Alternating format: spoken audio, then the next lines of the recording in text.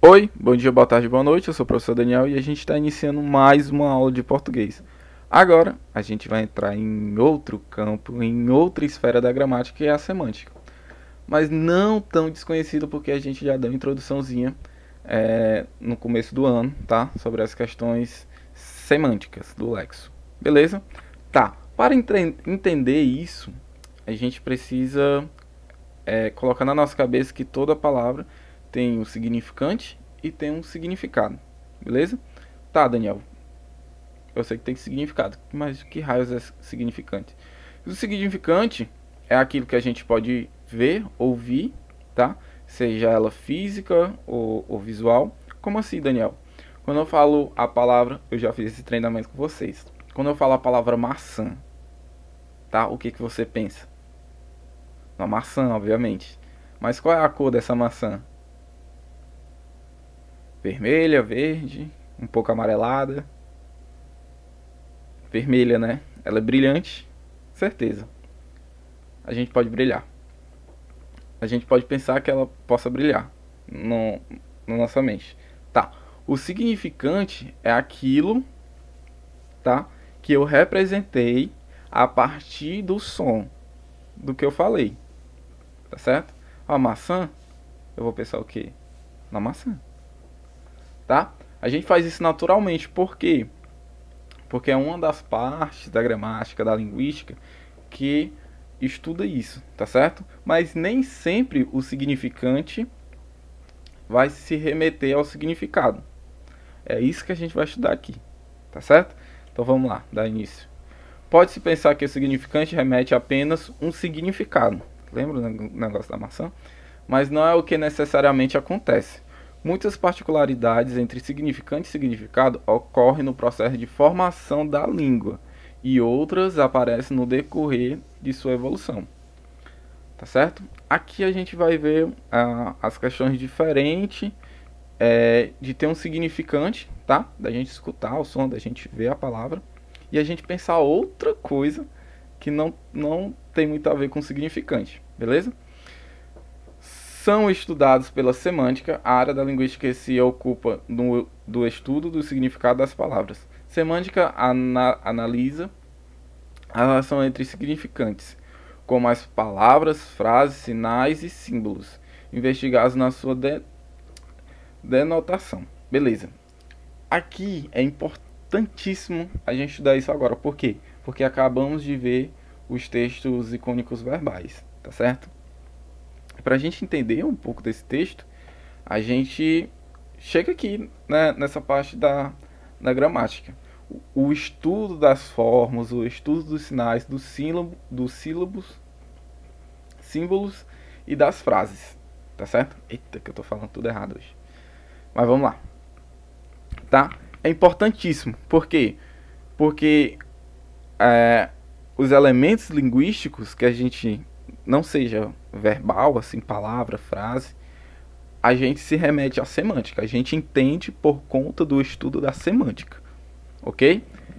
E a gente vai separar isso em grupos, tá? Primeiro a gente vai ver só 4 grupos, ok? Um se relaciona com o outro, tá? Então vamos lá. Primeiro, a gente tem os sinônimos, tá? Palavras de som e grafias diferentes, mas de significados semelhantes. São os sinônimos, tá? Aí tem aqui os exemplos. Os insetos invadiram a plantação de arroz. Os insetos alastraram-se pela plantação de arroz. Tem o mesmo significado, mas o significante é diferente. Tá vendo? Ok? Tá? Por que o significante é diferente, professor? Porque é uma da características do sinônimo, ter som e grafia diferente. O som e a grafia se remete ao significante. E o significado é o conceito daquilo que foi falado ou que foi escutado. Tá certo? Bem simples, bem fácil. E a gente tem os antônimos, palavras de significados opostos. Tá certo? Ah, mas Daniel, aqui não tem falando do significante. Tá, porque não se remete a coisas parecidas. Se fosse parecidas, a gente colocaria um significante, tá certo?